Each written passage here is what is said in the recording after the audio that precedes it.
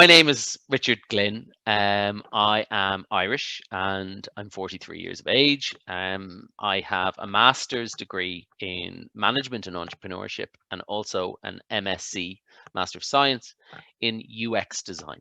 My profession currently is I work as a digital product designer, and I also run a company called Studio Powwow. Studio Powwow develops entertainment brands for young audiences. And back in 2014, we launched a game, a mobile game based on our first entertainment brand, Ship Antics, called Ship Antics: The Legend of the Kiki Beast.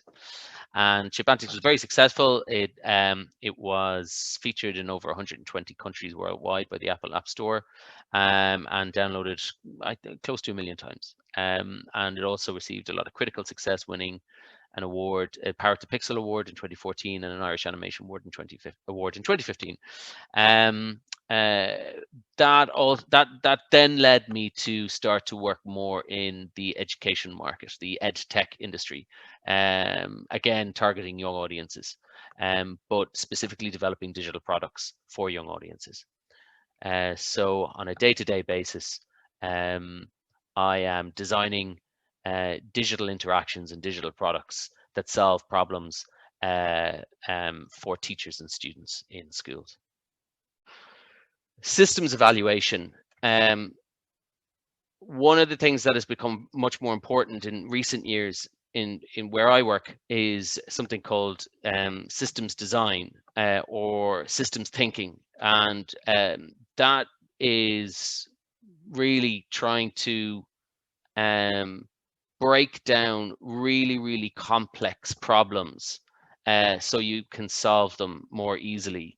They can be organizational problems, for example, in a large bureaucratic business. A large bureaucratic business is a system.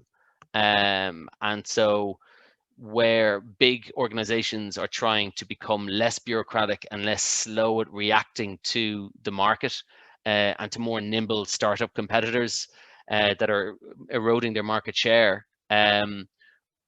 systems designers or systems thinkers try to redesign the organization to make it more nimble, even though it's got a lot more people and it's a lot more bureaucratic. I've also used it in service design, which is basically understanding the touch points that a customer might have with your product or your service, or both, and then understanding how that customer, when they interact with that touch point, impacts that touch point. For example, could be an employee or a service employee. You need to analyze what happens when that interaction happens. What are the backroom processes that are also affected by that touch point or that interaction with the customer?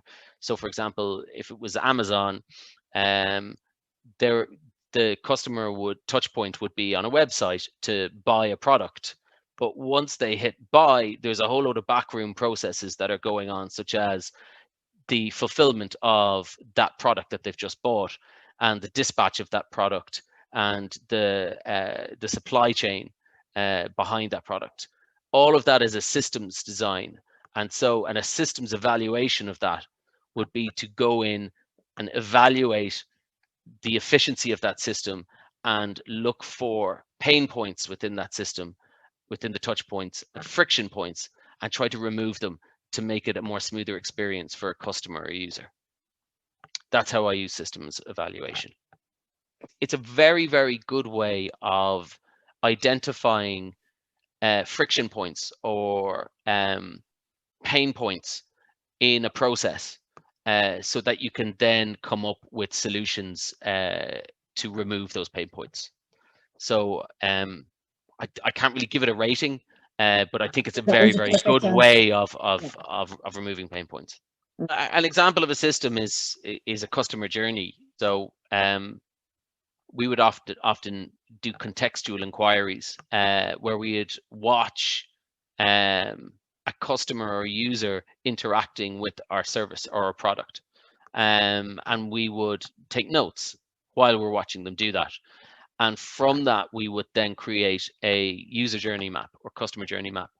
And that customer journey map would basically map out the processes that the customer or the user would go through when they're interacting with our service or product.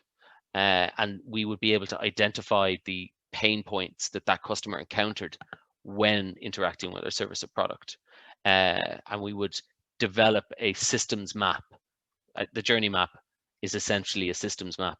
And then we can, once we've done that, we can then zero in on those pain points and then ideate solutions that would remove those pain points.